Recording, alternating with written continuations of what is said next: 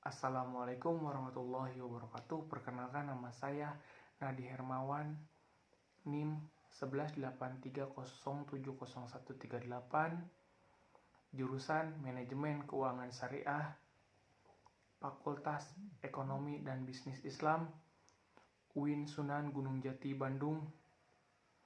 Tugas mata kuliah Manajemen Risiko Keuangan Syariah.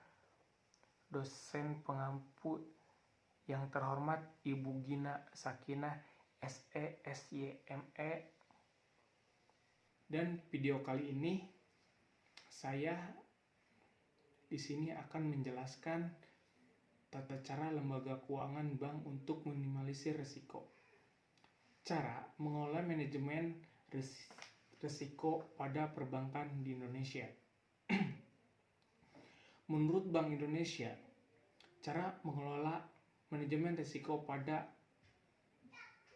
bank dapat dilakukan dengan beberapa cara, yaitu mengidentifikasi risiko, mengukur risiko, memantau, dan mengendalikan risiko tersebut. Pengelolaan manajemen risiko pada bank dengan cara identifikasi risiko dapat dilakukan dengan menganalisis segala sumber risiko dari produk dan aktivitas bank serta memastikan bahwa risiko dari produk dan aktivitas baru telah melalui proses manajemen risiko yang layak sebelum diterapkan. Pengelolaan manajemen risiko dengan cara mengukur risiko wajib dilakukan secara berkala, baik produk dan portofolio maupun seluruh aktivitas bisnis bank. Pengukuran risiko dapat dilakukan dengan menggunakan dua metode, yaitu metode kuantitatif seperti perhitungan parameter kredit scoring tool, stress testing, dan metode kualitatif. Pengelolaan manajemen risiko dengan cara memantau risiko pada bank harus dilakukan dengan menyiapkan suatu sistem backup dan prosedur yang efektif untuk mencegah terjadinya penggangguan dalam proses pemantauan risiko dan melakukan pencegahan secara berkala. Dan sistem backup tersebut dalam pemantauan risiko wajib menerapkan prosedur pemantauan yang mencakup besarnya eksposur risiko, toleransi risiko, dan hasil stres tes bank.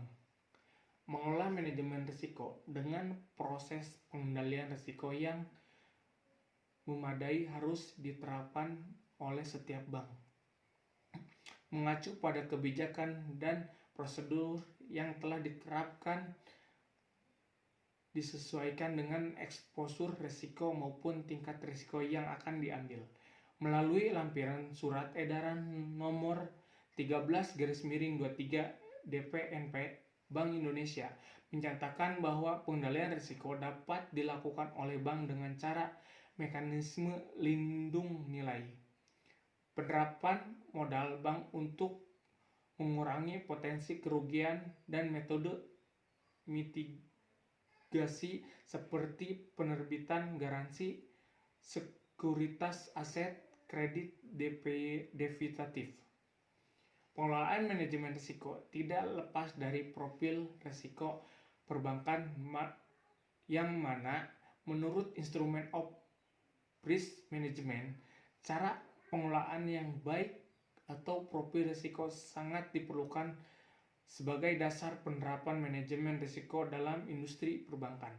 Pertama, pengelolaan manajemen risiko kredit pada perbankan yang mana meliputi pemberian profil risiko kredit yang dapat bersumber dari berbagai aktivitas bank, antara lain pembagian kredit, transaksi derivatif, perdagangan instrumen keuangan lain, dan aktivitas bank lainnya dengan catatan dalam banking book maupun trading book.